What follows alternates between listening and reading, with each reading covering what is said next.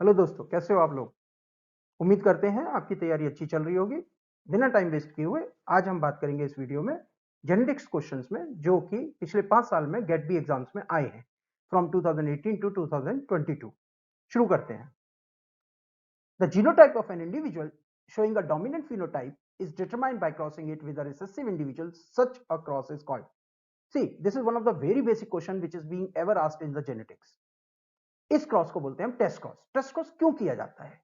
जब भी अगर हम कंफ्यूज्ड है कि जो डोमिनेंट फिनोटाइप है, लेट्स से टॉल प्लांट, तो टॉल प्लांट हमें टॉल तो दिख रहा है, बट उसका जीनोटाइप क्या है? क्या वो होमोजाइगस डोमिनेंट कंडीशन है या वो हेटेरोजाइगस डोमिनेंट कंडीशन है? दोनों ही केसेस में वो हमें टॉल दिखेगा। तो ऐसे केसेस में जब पता करना होता है कि हमारा जो पेरेंटल जीनोटाइप, डोमिनेंट जीनोटाइप क्या है, तो ऐसे केसेस में हम उनका क्रॉस कराते हैं उनके रिसेसिव पार्टनर से, होमोजाइगस रिसेसिव पार्टनर से। और उस केसेस में जो F1 प्रोजनी आएगी उसका रेशियो अलग अलग आता है। For example, in the case of capital T if it is cross with homozygous recessive condition, तो सारी की सारी F1 प्रोजनी आएगी, वो आएगी 1:1:1:1:1 के फॉर्मेट में हेटेरोजाइगस कंडीशन।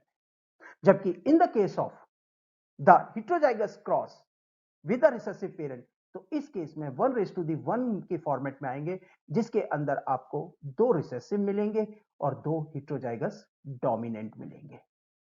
इसी तरीके से अगर आपका रेशियो F1 में सारे ही टॉल आ रहे हैं, तो इसका मतलब आपका पेरेंट जो था वो होमोजाइगस डोमिनेंट था, उसका जीनोटाइप होमोजाइगस डोमिनेंट था। और अगर आपका रेशियो 1:1 आ रहा है, टॉल एंड रिसेसिव, यानी कि डोमिनेंट करेक्टर भी आ रहा है और रिसेसिव करेक्टर भी आ रहा है 1:1 में, तो इसका मतलब जो आपका पेरेंटल जीनोटाइप था वो था टी, यानी कि डोमिनेंट फिनोटाइप जो था वो हेटेरोजाइगस कंडीशन था। देखिए डायग्राम में आपको क्लियर हो जाएगा। इसका मतलब इसका आंसर होगा B, option B, that is test cross.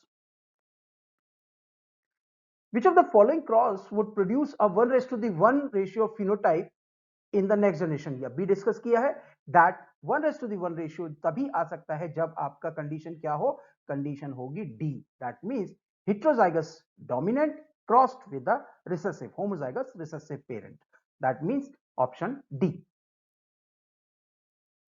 In a dihybrid cross, Mendel's law of independent assortment can be best described bye. देखिए, मेंडल लॉ जो इंडिपेंडेंट असॉर्टमेंट है वो डायहाइब्रिड क्रॉस का कैरेक्टरिस्टिक फीचर्स है। और कैसे?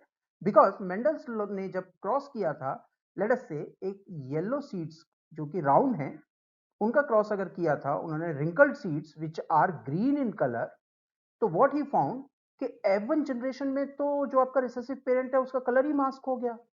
Basically what he got is this genotype. Typically जो phenotype आ रहा था वो एक डोमिनेंट पार्टनर का आ रहा था, रिसेसिव पार्टनर का जो फिनोटाइप है वो टोटली एब्सेंट हो गया था। ऑब्वियसली कोई भी होगा तो वो इसको जानने की कोशिश करेगा that where this character has been gone.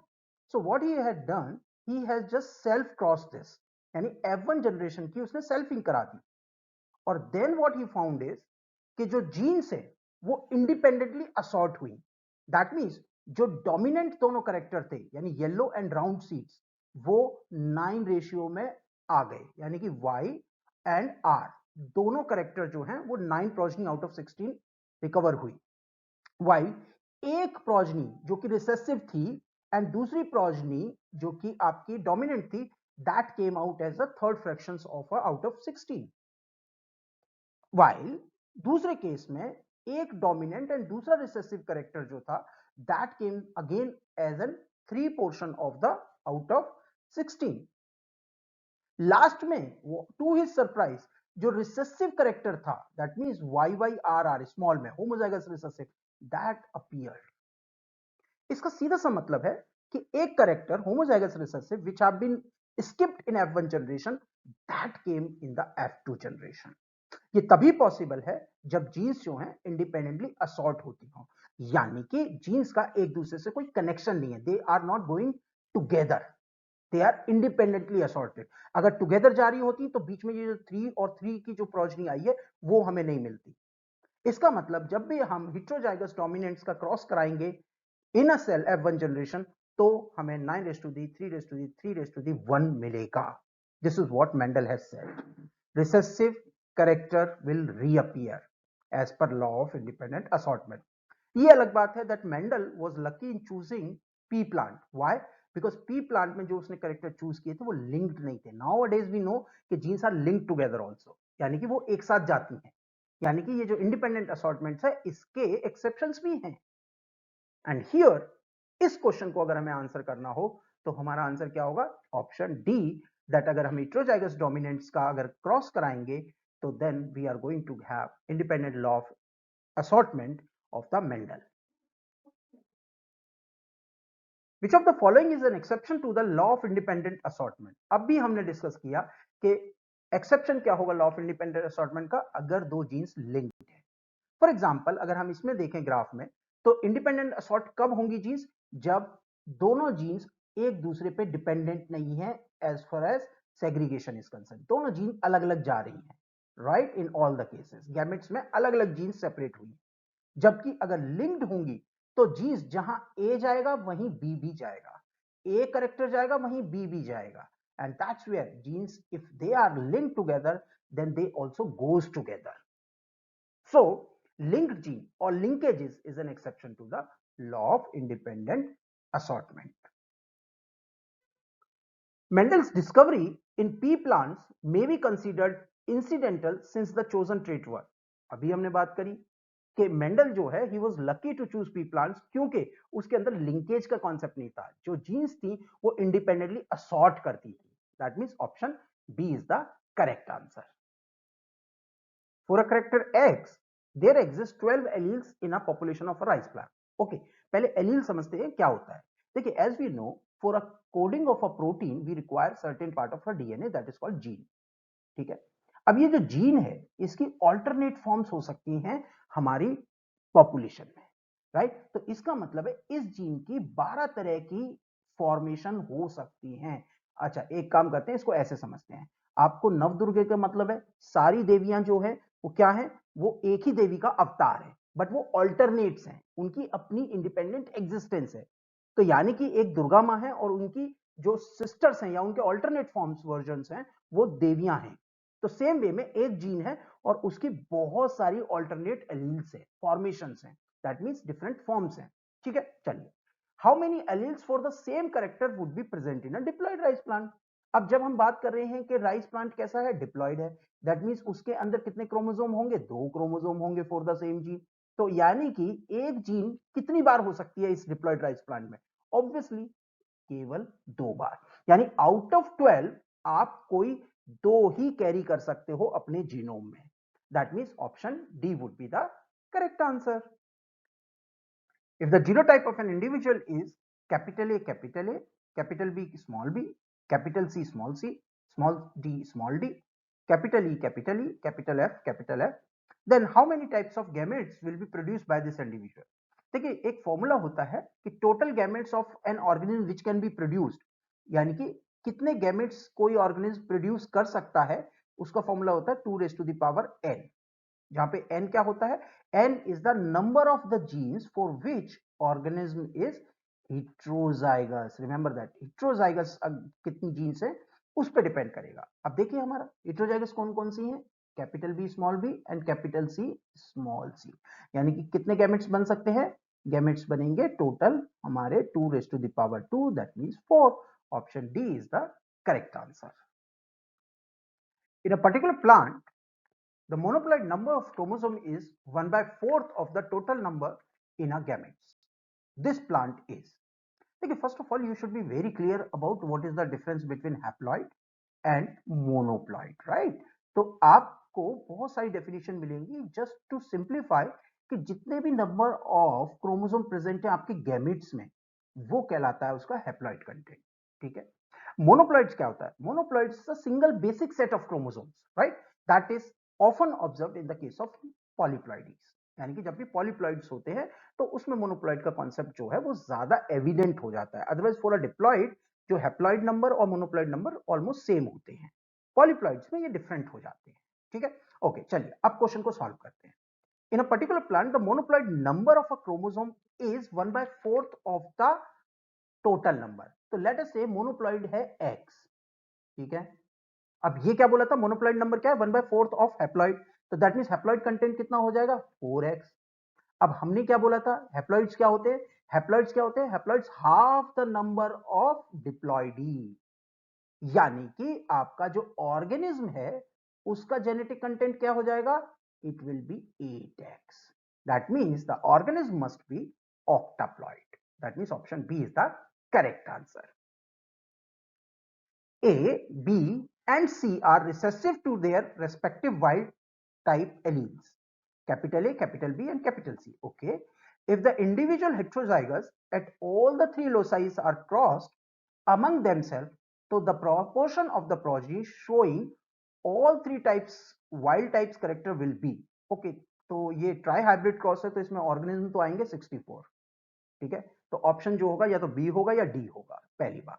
अब हमें क्या पता करना है, व्हाट वी वांट, कि ऐसा कोई भी इंडिविजुअल जिसके अंदर एटलीस्ट एक डोमिनेंट ए हो, एक डोमिनेंट बी हो और एक डोमिनेंट सी हो. अगर हम इस क्रॉस को करते हैं, ट्राइहाइब्रिड क्रॉस को, so out of 64 individual 27 will be having this type of characters. That means option D would be the correct answer. Match items in list 1 with items in the list 2. Okay, so there are in some genetic processes are being given in list 1 while examples दिए हैं list 2 में. Okay, incomplete dominance, recessive epistasis, dominant epistasis और codominance. अच्छा, इनको एक समझना है तो हम एक काम करते हैं, typical cross का केस ले लेते हैं. ठीक है, let us say capital T and small t.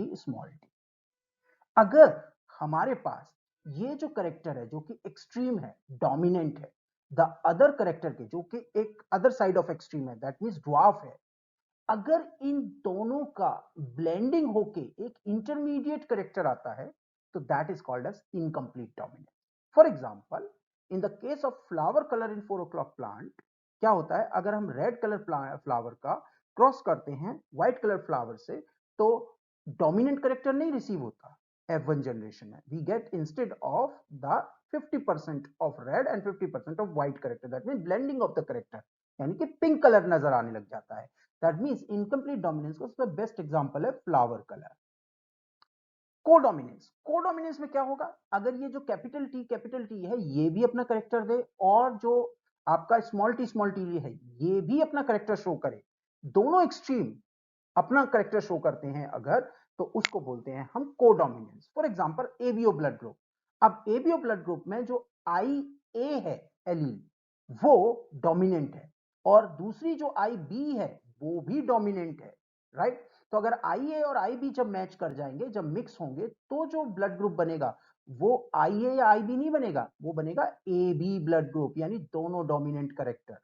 तो ABO blood group is an perfect example of codominance. तो ए का हो गया आपका सेकंड और आपका डी का हो गया क्या, फर्स्ट. तो ए का सेकंड और डी का फर्स्ट. चलिए, ए और डी ऑप्शन जो है वो दोनों में ही ये ऑप्शन दिए हुए हैं, तो हमारा मतलब है कि या तो ए ऑप्शन होगा या डी होगा, उसको चेक करेंगे. चलिए, recessive epistasis and dominant epistasis. देखिए, रिसेसिव एपिस्टेसिस में क्या होता है कि जो आपका रिसेसिव पार्टनर है अगर आपके नॉन एलीलिक फ्रेमवर्क को, चाहे वो डोमिनेंट हो, उसके कलर को अगर मास्क कर दे तो that is called as recessive epistasis. ये जो चीज है ये हमें दिखती है coat colour of either Labradors और इन माइस. तो रिसेसिव एपिस्टेसिस में क्या होता है, जो आपका एक्सपेक्टेड 9^3^3^1 जो रेशियो है वो चेंज होके बन जाता है 9^3^4. लैब्राडोर के केसेस में ये हो जाएगा 9 black 3 brown 4 yellow. Coat colour में क्या हो जाएगा 9 black 3 brown 4 white.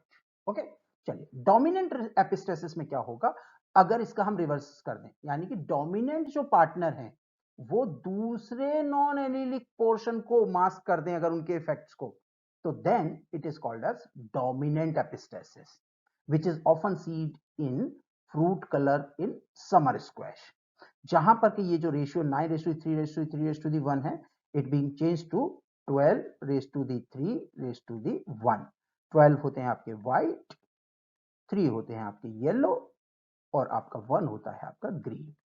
That means B का होगा थर्ड, तो इसका मतलब option D is the correct answer. In a certain genetic condition, two different version of the genes are expressed. Okay, तो ये लेट अस से किसी करेक्टर की जो है एक जीन है और उसी करेक्टर की दूसरा एक अलील है, दैट मींस जीन 2 है। सो हम दोनों सेम ही करेक्टर को कोड करते हैं, दोनों अपने इंडिपेंडेंट एक्सप्रेशन दे रहे हैं। ठीक है, तो ये किसका एग्जांपल था?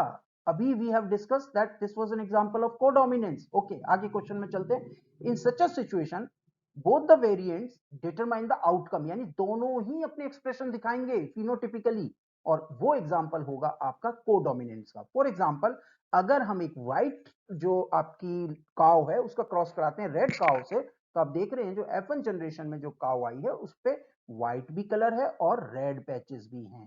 दैट मीन्स जो आपकी जीन्स हैं for white colour as well as red colour both are expressing in the phenotype. So option B would be the correct answer. Which of the type of a multigenic interaction? Lethal alleles, codominance, epistasis और abiogenotype? We have just discussed कि multigenic interaction कब होगा? During the epistasis. मान लीजिए एक आपका genotype है XX और एक है आपका YY, दोनों ही कंट्रोल करती हैं किसको? एक पर्टिकुलर ट्रेट को finally.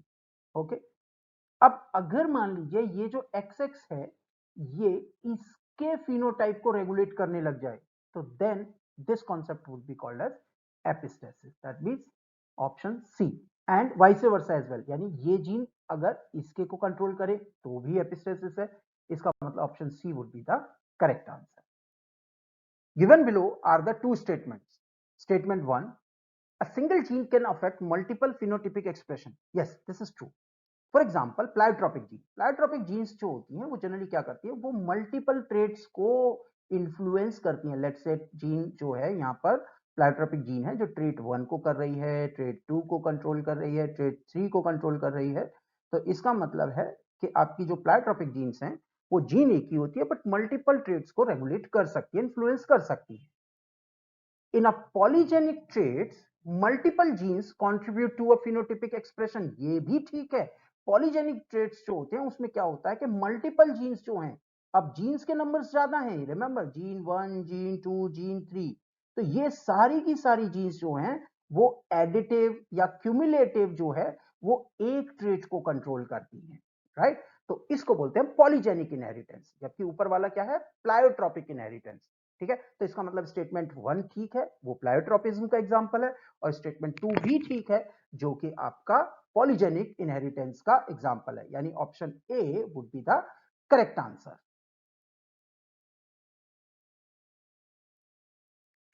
Assume that height in a plant is controlled by 3 genes A, B and C. कुछ याद आया? We have just talked कि एक ही करेक्टर को कई सारी जीन्स अगर कंट्रोल करती है तो उसको क्या बोलते थे? Polygenic traits, right? Okay, now next onwards, and each additive allele contributes equally. तो यानी A, B, C तीनों जीन्स जो हैं वो हाइट को कंट्रोल कर रही हैं, अपना अपना इंडिविजुअल इफेक्ट्स देंगी।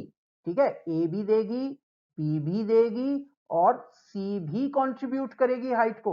ठीक है, और इक्वली कंट्रीब्यूट करेंगी। चलिए, the base height of the plant is 20 centimetre, मतलब कि प्लांट को इतना तो लंबा होना ही होना है, 20 सेंटीमीटर होना ही होना है, जबकि मैक्सिमम पॉसिबल इतने तक जा सकता है प्लांट टॉल होते हुए 38 सेंटीमीटर तक।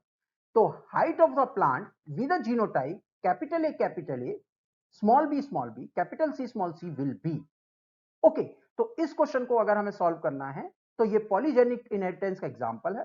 तो for each polygenic, remember for each polygenic inheritance, वो क्या किसके लिए हो जाएगा उसका फॉर्मूला?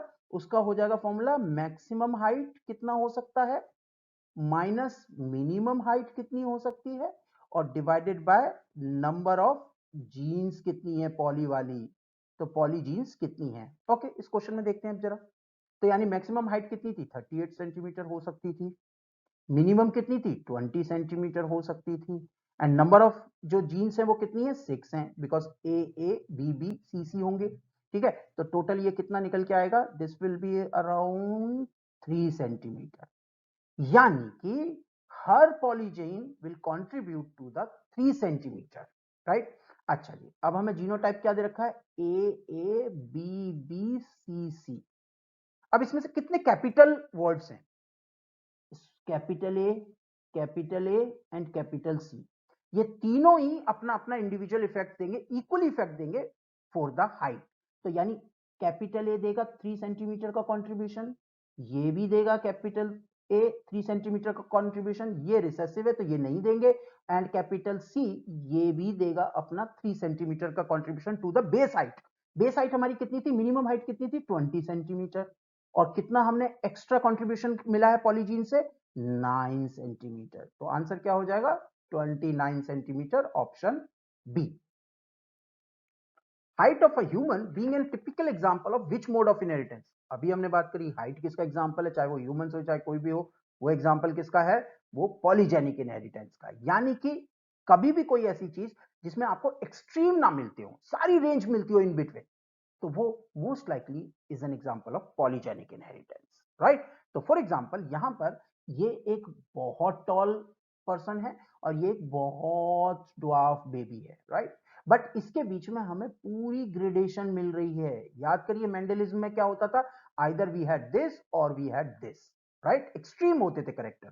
तो अगर हमारे पास बीच की सारी रेंज अवेलेबल है जो आपके करेक्टर का, तो उसको हम बोलते हैं पॉलीजेनिक इनहेरिटेंस, जहां पर के many genes contribute to the character equally, तो उसको बोलेंगे हम पॉलीजेनिक इनहेरिटेंस।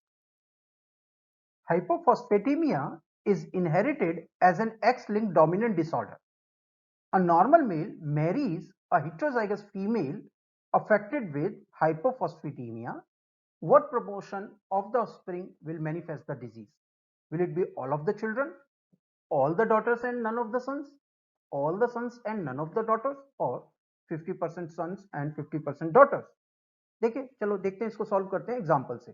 तो जो मेल है वो आपका कैसा है, वो नॉर्मल है, जबकि जो फीमेल है वो डिजीज्ड है बट कैरियर है, या फिर आप कह सकते हैं हेट्रोजाइगस कंडीशंस है। तो उसकी वजह से जो प्रोजनी आएगी वो 50% ऑफ द फीमेल को डिजीज देगी, जबकि 50% अपने सन्स को वो डिजीज देगी। so that means the option D should be the correct answer, that out of 4 progeny 50% daughter 50% son will be affected with the disease. A man with AB blood group marries a woman with a blood group O. What is the probability of having O blood group among the offspring? 1 out of 4, 2 out of 4, 3 out of 4, और no offspring will have the O blood group. चलिए देखते हैं। तो जो mail है वो आपका कौन सा ब्लड ग्रुप कैरी कर रहा है, ए बी, तो that means IA IB. Now female is not carrying any of the antigen, और इस हेंस उसका जो ब्लड ग्रुप होगा वो होगा O, ठीक है, IO, कोई भी एंटीजन नहीं है। तो अगर इनका क्रॉस होगा तो जो बच्चे आएंगे वो कैसे ब्लड ग्रुप होंगे, 50% will be having A blood group while 50% will be having B blood group, right?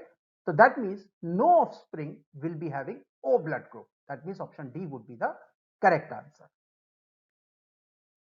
Which of the following is not a genetic disorder?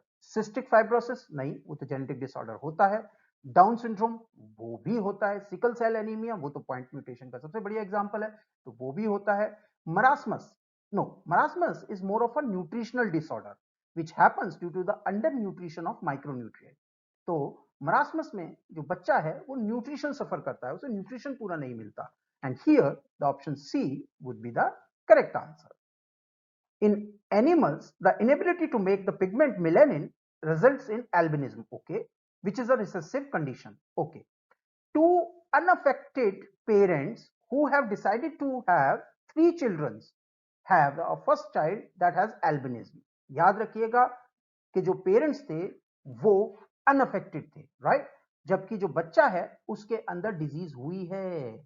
इसका सीधा सा मतलब है दैट पेरेंट्स आर कैरियर, ठीक है। अगर कैरियर है तो उनका जीनोटाइप कैसा होगा, उनका जीनोटाइप होगा ऐसा, so that one of the child will have the genotype of capital A unaffected, then 2 आपको कैसे मिलेंगे, heterozygous, ये भी unaffected, but one of the child will have what, small a, that means albinism होगा। तो यानी heterozygous अगर parents हैं तो there is a chances that 1 out of the 4th 25% progeny will have a disease। तो ये तो हो गया आपका एक केस। चलिए अब वो कह रहे हैं कि सेकेंड और थर्ड चाइल्ड जो इंडिपेंडेंट है, इंडिपेंडेंट इंसिडेंट्स हैं, उनमें कितना एल्बिनिज्म होने के चांसेस है। सिंस टू जो आपके इंसिडेंट्स हैं वो एक दूसरे से लिंक्ड नहीं है, इंडिपेंडेंट इंसिडेंट्स है, तो हम कौन सा लॉ लगाएंगे प्रोबेबिलिटी का? Rule of multiplicity. यानी सेकंड चाइल्ड में प्रोबेबिलिटी कितनी है? 1/4। थर्ड चाइल्ड के लिए कितनी प्रोबेबिलिटी हो जाएगी? 1/4। दैट मीन्स मल्टीप्लाई करेंगे तो रूल ऑफ मल्टीप्लिसिटी के हिसाब से कितना आएगा answer? 1/16। Option C. Given below are the two statements. Statement 1 क्या कहता है? The recombination frequency of the genes vary from 50% to 80%. नहीं नहीं नहीं नहीं, गलत हो गया, गलत हो गया. The recombination frequency cannot exceed 50%. तो इसका मतलब statement 1 तो गलत है. Statement 2, recombination can occur anywhere along the length of a chromosome. Perfect, correct है ये. क्यों? क्योंकि आपको अगर क्रोमोसोम याद हो तो दो होमोलोगस पेयर अगर हम बात करें तो उनमें जो आपका क्रॉसिंग ओवर है वो कहीं पर भी हो सकता है, यहां से लेकर यहां तक और यहां से लेकर यहां तक. That means it can occur anywhere along the length of a chromosome. तो क्या होगा? स्टेटमेंट 1 इनकरेक्ट है बट स्टेटमेंट 2 जो है वो करेक्ट है. That means statement D. That means option D. Determine the sequence of a gene on a chromosomes based on the recombination frequency. Okay. MN दे रखा है, MO दे रखा है, MP दे रखा है, NO दे रखा है. चलिए एक काम करते हैं, इसमें से इनको कलेक्ट करते हैं. MN और N के बाद क्या है? O है. चलिए, और MO भी दे रखा है, तो यानी कि इसका जो सीक्वेंस होगा वो समवेयर हियर होगा. ठीक है. और जो P है वो या तो इसके अप फ्रंट होगा या फिर इसके बाद में होगा. तो चलो सॉल्व कर लेते हैं. इस क्वेश्चन को अगर हम सॉल्व करते हैं, हम मानते हैं P जो है अप फ्रंट है. तो अब डिस्टेंस को एक बार फिक्सअप करते हैं. MN कितना दे रखा है? 10 यूनिट. ठीक है जी, 10 मैप यूनिट हो गया.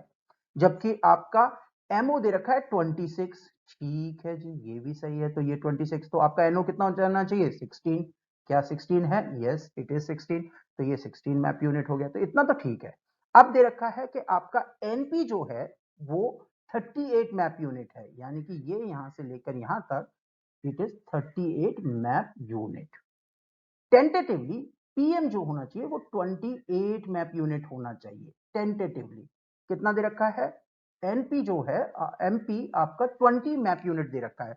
हो सकता है because these are not absolute numbers. Combination frequency जो है वो कोई बहुत एब्सोल्यूट फिगर्स नहीं होते हैं, वो एक टेंटेटिव फिगर्स होते हैं जिसमें कि इतना डिफरेंस चल जाता है. ओके, तो आपका सीक्वेंस क्या होगा? PMNO. That means option D. Base sequence variations between individuals that results from a point mutations are called. अरे ये तो बहुत सिंपल है. पॉइंट म्यूटेशन से क्या आता है? Single nucleotide polymorphism. For example 3 individual हैं, तीनों में एक एक बेस पेयर का ही डिफरेंस है, और इससे क्या हुआ? हमने सिंगल न्यूक्लियोटाइड कर दिया और सबके अंदर पॉलीमॉर्फिज्म आ गया, यानी कि डिफरेंट डिफरेंट ऑल्टरनेट फॉर्म बन गई एक ही जीन की. तो इसको बोलेंगे option B. Which of the following methods will you use to differentiate between species and strain? देखिए, the main difference between species and strain is the genetic variation. ठीक है ना. strain क्या होते हैं? They are the subtypes of a biological species. कब हम बोलेंगे कि कोई भी strain जो है वो एक separate species बन चुका है?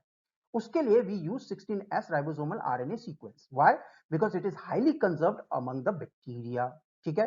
So it is often used in the bacterial identification. के कोई भी बैक्टीरियल स्पीशीज जो है वो दूसरे बैक्टीरियल पॉपुलेशन से स्पीशीज की टर्म में रिलेटेड है या स्ट्रेन की टर्म में रिलेटेड है. और उसके लिए क्या करते हैं? According to the proposed guidelines, अगर कोई strain if it is having less than 97% less similarity तो वो एक डिफरेंट स्पीशीज काउंट होगी. यानी कोई भी ऐसी पॉपुलेशन जिसका के आपका 16S ribosomal RNA sequence similarity less than 97% है तो वो आपका एक सेपरेट स्पीशीज होगी, ना कि स्ट्रेन. अगर मोर देन 97% सिमिलरिटी है तो इसका मतलब वो एक सब स्पीशीज कह सकते हैं या वो एक स्ट्रेन कह सकते हैं, but it not be a separate species. तो here the option A would be the correct answer. Remember figure क्या है? 97% सिमिलरिटी. अगर 97% से ज्यादा आप सिमिलर हो तो अभी आप स्ट्रेन ही रहोगे, बट अगर आप इससे ज्यादा डिफरेंट हो, 97% से कम सिमिलरिटी है अगर आपके पास, तो आप एक सेपरेट स्पीशीज कहलाओगे. ओके, तो now option A would be the correct answer. DNA hybridization of less than 25% between two organisms indicate that they are. Again वही सेम टाइप का कि सिमिलरिटी क्लोजनेस कितनी है, जेनेटिक क्लोजनेस कितनी है. तो DNA DNA hybridisation is also use to identify genetic closeness, ठीक है, between two individual, and the cut off value here would be the 70%. 16s ribosomal RNA के केस में कितनी थी? 97%, but here it would be 70%. अगर दो individual का DNA less than 70% मिल रहा है तो that means they are two different species. अगर उससे भी बहुत ही कम है तो फिर इवन जेनरा का फर्क आ जाएगा. तो आप देखिए 70 हमारी कट ऑफ लिमिट थी, अगर 70 से कम हो तो आप अलग अलग स्पीशीज हो, तो यानी 70% से डिफरेंस ज्यादा है तो आप एक स्पीशीज और ये दूसरी स्पीशीज हो गई. बट अगर ये 70% से बहुत ज्यादा क्लोजनेस रिड्यूस कर दोगे, यानी कि ऑलमोस्ट 25% ही बस क्लोज हो, तो आप स्पीशीज ही नहीं, आप जेनेरा की टर्म में भी डिफरेंट हो जाओगे. That means option A would be the correct answer. Which one of the following DNA sequence can act as a genetic marker? Long intersperse nuclear element नहीं, ये तो आपके ट्रांसपोजेबल एलिमेंट्स हैं. लॉन्ग टर्मिनल रिपीट्स नहीं, ये LTR जो है आपके जो ट्रांसपोजेबल एलिमेंट्स हैं उनके पार्ट्स होते हैं. Short intersperse nuclear element sign, ये भी ट्रांसपोजेबल एलिमेंट्स है, ये भी नहीं होंगे जेनेटिक मार्कर. क्यों? क्योंकि इनमें से तीनों की श्योरिटी नहीं है. They can move across the places in the genome, right. तो जेनेटिक मार्कर क्या होंगे? आपके होंगे VNTR, variable number of tandem repeats. VNTR जो होते हैं वो act as a tandem repeats, और जो कि वेरी करते हैं लेंथ, और जनरली आरएफएलपी यानी जेनेटिक फिंगरप्रिंटिंग जो हम यूज करते थे आरएफएलपी के थ्रू, उसमें यूज होते थे as an genetic marker. Simple sequence repeat SSR are best utilise for. Simple sequence repeats को हम माइक्रोसैटेलाइट्स भी कहते हैं, और ये जनरली जेनेटिक फिंगरप्रिंटिंग या फिर जीनोटाइपिंग के लिए यूज होते हैं. याद रख लीजिएगा, ये क्वेश्चन बड़ा इंपॉर्टेंट है और अक्सर एग्जाम में पूछा जाता है. One of the limitation of Y chromosome DNA profiling is that genetic variability on Y chromosome is much more than on autosome. नहीं नहीं नहीं, ये तो गलत है, ये तो गलत है. It cannot differentiate between DNA from father, son and male sibling. Yes, ये correct है. Why? Because X और Y क्रोमोसोम के बीच में रिकॉम्बिनेशन नहीं होता. इसकी वजह से क्या है, जो मेल का यानी फादर का जो Y क्रोमोसोम है वो एज सच उसके चाइल्ड में ट्रांसफर हो जाता है, बेटे में आ जाएगा, और वो उसके दूसरे भाई में भी जाएगा. यानी कि फादर का वाई क्रोमोसोम, एक बेटे का वाई क्रोमोसोम दूसरे बेटे के वाई क्रोमोसोम में लिटरली कोई डिफरेंस नहीं होगा, सब एक दूसरे की कार्बन कॉपी होंगे. और इसीलिए अगर सैंपल मिक्सअप हो गए सपोज, तो यू कैन नॉट डिफरेंशिएट कि कौन सा डीएनए वाई जो है वो फादर का था, कौन सा इस बच्चे का था, कौन सा इस बच्चे का था. ये जो वाई क्रोमोसोम प्रोफाइलिंग है वो आपकी कोर्ट में भी एडमिसिबल डॉक्यूमेंट नहीं है. क्यों? क्योंकि आप इस तरह से डिफरेंशिएट नहीं कर पाएंगे. हाँ, अगर आप कंफ्यूज्ड हैं कि आपके पास एक्स और वाई यानी कि मेल सैंपल्स भी हैं और फीमेल सैंपल्स भी हैं, तब आप इसको वाई क्रोमोसोम प्रोफाइलिंग को यूज कर सकते हैं कि which sample is of male, which sample is of female. But अगर वाई वाई सैंपल्स हैं तो उनमें आप डिफरेंशिएट नहीं कर पाएंगे. That means option B would be the correct answer. The bacterial genomic DNA occurs as, ये तो बहुत सिंपल है, it occurs as a single circular DNA molecule which is not attached to the membrane. For some time it is attached to the membrane during replication, but not whole of the life, right? So here the option C would be the correct answer. Horizontal gene transfer in bacteria can occur through. Okay, first of all let's understand what is horizontal gene transfer. अगर कोई bacteria का DNA उसी की generation के bacteria यानी कि उसी के टाइम लेंथ के बैक्टीरिया में ट्रांसफर होता है तो then it is called as horizontal gene transfer. यानी कि अगर मेरी एज का डीएनए मेरी एज के दूसरे किसी इंडिविजुअल में ट्रांसफर होगा तो then it will be called as horizontal transfer. But अगर मेरा डीएनए मेरी ही प्रोजनी में ट्रांसफर होगा तो then it is called as vertical gene transfer, right. तो ये तो क्लियर हो गया कि what is horizontal gene transfer. यानी कि एक बैक्टीरिया का जो डीएनए है वो उसी की जनरेशन के उसी की लाइफ टाइम के दूसरे बैक्टीरिया में ट्रांसफर करना है. और इसके लिए क्या क्या मेथड यूज हो सकते हैं? For this we can use the conjugation, we can use the transformation and we can use the transduction. तीनों में होता क्या है? ट्रांसडक्शन में जो वायरसेस हैं they take up the bacterial DNA and transfer to the other bacteria through specialized transduction, right? Conjugation में क्या होता है? Conjugation में एक जो मेल आपका बैक्टीरिया होता है, it transfers its DNA to the recipient bacteria. जबकि ट्रांसफॉर्मेशन में क्या होता है कि हम किसी बैक्टीरिया के डीएनए को निकालते हैं and then put our gene of interest और उस रिकॉम्बिनेंट डीएनए को we put back into the bacterial host. तो यानी कि conjugation, transformation and transduction, all three processes can be used as a method of horizontal gene transfer. That means option C. Which bacterial gene transfer would be inhibited by extracellular exonuclease? अभी हमने बोला कि जो bacterial gene transfer है वो generally 3 method से होता है, conjugation, transduction and transformation. Transposition तो होगा नहीं, वो ट्रांसपोजेबल एलिमेंट का केस है, ठीक है। चलिए, कॉन्जुगेशन में क्या होगा? कॉन्जुगेशन में एक्स्ट्रा सेलुलर एंजाइम्स कभी भी पिक्चर में आएंगे। एक्स्ट्रा सेलुलर एंजाइम्स क्या होंगे? जो सेल से बाहर के हैं। तो कॉन्जुगेशन के अंदर जो डीएनए है वो थ्रू पाइलस ट्रांसफर हो रहा है, that means DNA is protected. तो डीएनए इधर से इधर आएगा थ्रू अ पाइलस, तो डीएनए प्रोटेक्टेड है, तो कहां से एक्सोन्यूक्लियस उसको इफेक्ट करेंगे? इन the case of transduction again, जो वायरस है वो अपने डीएनए को अपने कैप्सिड में रखता है, राइट? तो वायरस जो है उसका डीएनए भी प्रोटेक्टेड है in the capsid, so it will also not be able to expose to the extracellular exonuclease. Transformation में जो डीएनए है वो हम इंट्रोड्यूस करते हैं किसके अंदर? बैक्टीरिया में, कॉम्पिटेंट सेल्स में, and we assume that some of the competent cell will take up their DNA. यहां पर हमारा जो डीएनए है वो एक्सपोज होगा एक्स्ट्रासेलुलर एक्सोन्यूक्लियस के, which can degrade the DNA, and that is the reason why जो ट्रांसफॉर्मेशन एफिशिएंसी है in the case of plasmids और in the case of competent cell वो थोड़ी रिड्यूस्ड हो जाती है, राइट? तो option C would be the correct answer. Balbini ring formation is a characteristic features of polytene chromosome, Lambrus chromosome, X chromosome और satellite chromosome। देखिए, बाल्बिनी जो rings थी वो मिली थी आपके पॉलीटीन क्रोमोसोम्स जो कि मिलते हैं सलाइवरी ग्लैंड्स ऑफ डिप्टेरन। तो ये देखिए, रिंग स्ट्रक्चर्स जो हैं ये सारे के सारे are the active centre of transcription which are called as Balbini ring, which was being first discovered by the Balbini scientist. Okay, so Balbini ring formation is a characteristic features of polytene chromosomes of dipteran. Option A.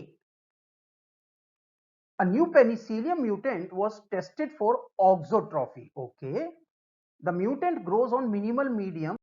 Okay, minimal medium यानी M। उसके अलावा क्या क्या उसके अंदर चाहिए होता है? हमें आर्जिनिन चाहिए होता है, ठीक है जी।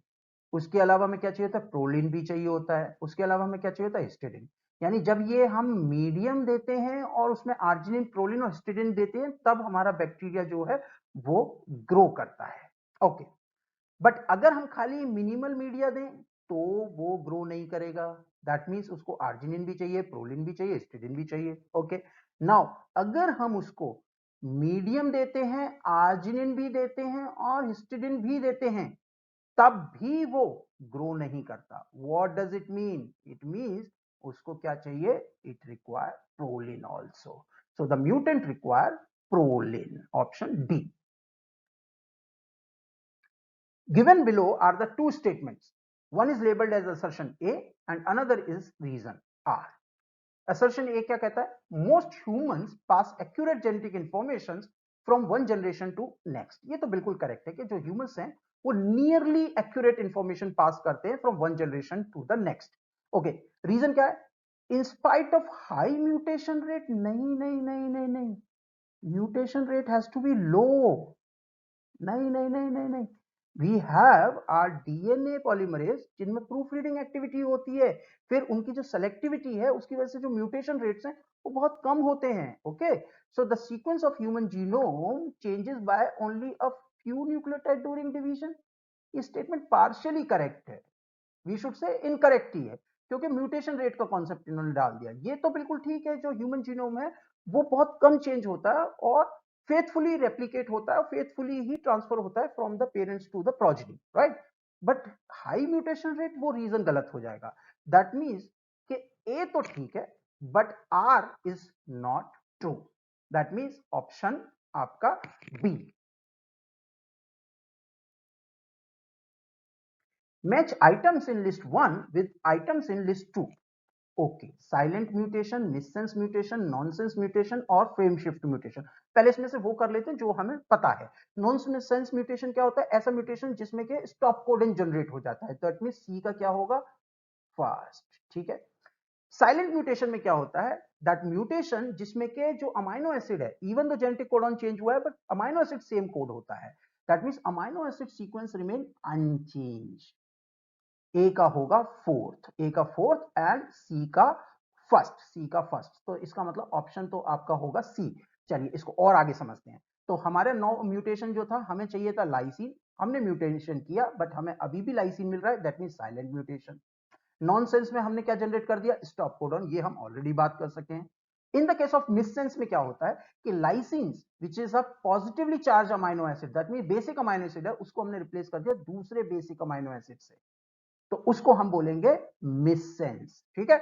और जो लास्ट है frame shift mutation, frame shift mutation में क्या होता है कि इफ वन और टू न्यूक्लियोटाइड्स आर मिसिंग, तो ओवरऑल जो अमाइनो एसिड्स का जो सीक्वेंस है वो बिल्कुल कंप्लीटली एबोगेट हो जाता है, यानी कि चेंज हो जाता है।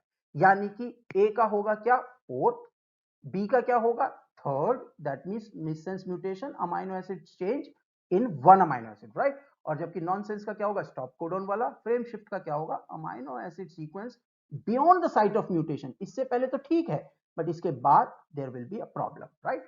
सो the amino acid sequence beyond the site of mutation is change, option C. Match the component in list 1 with those in the list 2. Down syndrome, Down syndrome is an example of क्या, trisomy of chromosome 21, यानी कि इसमें 21 के chromosome के triplet होगा। Turner syndrome, Turner syndrome क्या होता था, एक्स नॉट एक्स जीरो, यानी इसमें एक एक्स क्रोमोसोम जो है वो मिसिंग होता है और इसकी वजह से who will be the most affected, females only. Sickle cell anaemia, sickle cell anaemia में क्या होता था, there is a change in one nucleotide, point mutation होता था, जिसकी वजह से क्या होता था, there is a change in amino acid, that means sickle cell anaemia is an perfect example of point mutation, while phenylketonuria follows the autosomal recessive trait. यानी कि ए का क्या होगा, फोर्थ, ओके, यानी ऑप्शन सी या D में से कोई एक है। बी का क्या होगा, थर्ड, बी का third, that means option D has to be correct, right. C का फर्स्ट एंड डी का second, that means option D.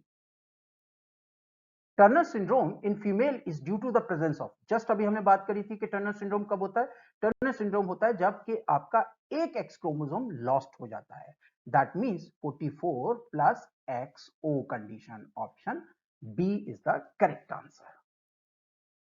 Philadelphia chromosome is an abnormally associated with liver cancer, blood cancer, lung cancer और skin cancer। देखिए ये जो Philadelphia chromosome है, it is a shorten chromosome 22, जो कि किससे बनता है, due to the reciprocal translocation between a chromosome 22 and chromosome 9। और इस ट्रांसलोकेशन की वजह से एक नई जीन क्रिएट होती है, that is BCR-ABL।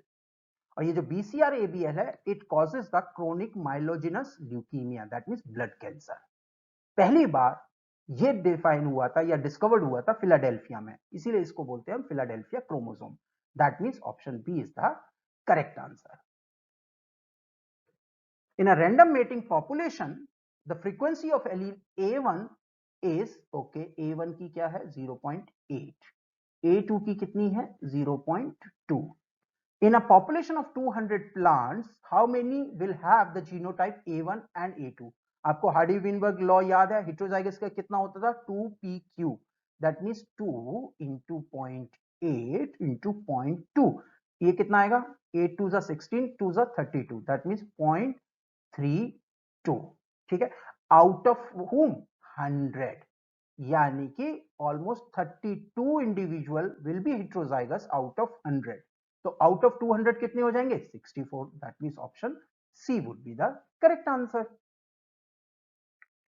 In a family if the father is affected by X-linked dominant trait and mother is normal, then, चलो सॉल्व करते हैं। अब जो फादर है वो X-linked trait से इंफेक्टेड है और अगर हम उसको क्रॉस कराते हैं एक नॉर्मल फीमेल से, तो देन क्या होगा, जो फीमेल्स हैं, जो डॉटर्स हैं, वो क्या होंगी, they will be the carrier, that means the option C would be the correct answer.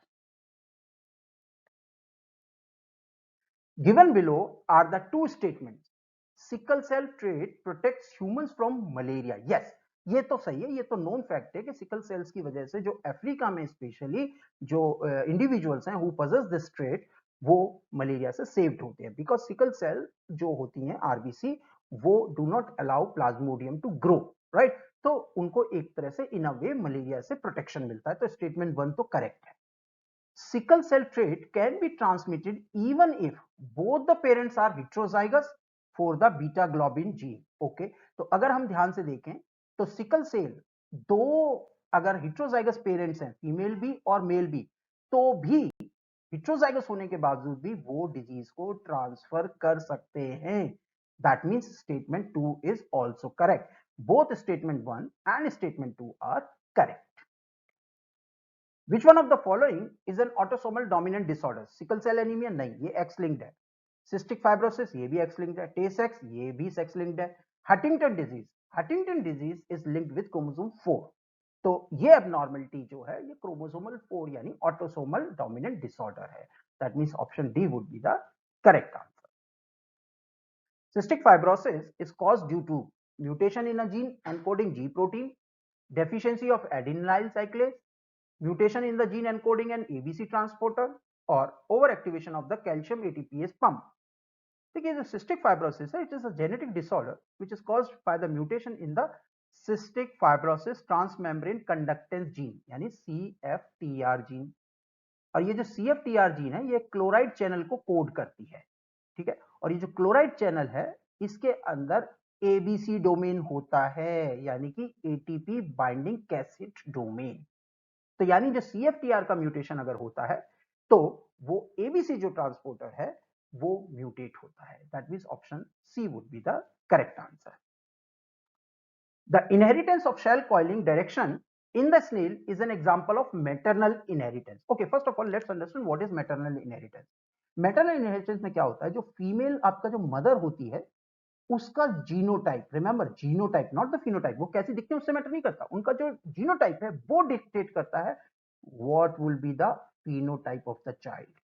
तो जो फिनोटाइप ऑफ द चाइल्ड है वो डिक्टेट करती है मदर का जीनोटाइप, ठीक है। तो that is maternal inheritance. Okay, now question, a snail produced by a cross between two individual has a shell with a dextral coiling। तो आपने दो शेल लिए होंगे और उनका जब क्रॉस कराया तो आपको डेक्स्ट्रल प्रोजनी मिली। तो एक चीज तो बहुत क्लियर है कि इसमें से जो पेरेंट मदर है that will be having dextral genotype. Remember genotype not phenotype, ठीक है। Okay, now upon selfing we have got the progeny जिसमें से एक क्या आ रही है, सिनिस्ट्रल आ रही है, राइट। तो अगर सिनिस्ट्रल आ रही है तो क्या मतलब है कि यहां पे देखने में हमें वो फीमेल कैसी लग रही है, डेक्स्ट्रल, बट उसका जीनोटाइप कैसा है, सिनिस्ट्रल। और सिनिस्ट्रल कब आ सकता है, जबकि आपका जीनोटाइप कैसा हो, स्मॉल डी स्मॉल डी। और ये स्मॉल डी कब आ सकता है कि यहां पर जो मदर है यानी कि आपकी जो पेरेंटल मदर है, ओरिजिनल पी जनरेशन की जो मदर है वो डेक्स्ट्रल है, और वो डेक्स्ट्रल से सिनिस्ट्रल कब बन सकते हैं, जीनोटाइप आ सकता है जब when you are having heterozygous condition. जल्दी से इसको एग्जांपल से देख लेते हैं। तो यानी कि we have got sinistral condition here. Sinistral condition कब आ सकती थी, जब हमारी मदर कैसी हो, the mother has to be sinistral. और ये जो सिनिस्ट्रल मदर है ये कैसे आ सकती है, जब the mother of P generation should be heterozygous. अगर ये डोमिनेंट होमोजाइगस होती, डीडी होती, तो कभी भी आपको इस स्टेज में कैप स्मॉल डी नहीं मिल सकता था। दैट मीन्स आपकी F1 जनरेशन में जो होगा वो स्मॉल डी और जो पेरेंटल होगी जनरेशन की मदर वो होगी heterozygous. That means option A would be the correct answer. Thank you for watching. Please do subscribe us and hit the bell icon for the more updates. Thank you.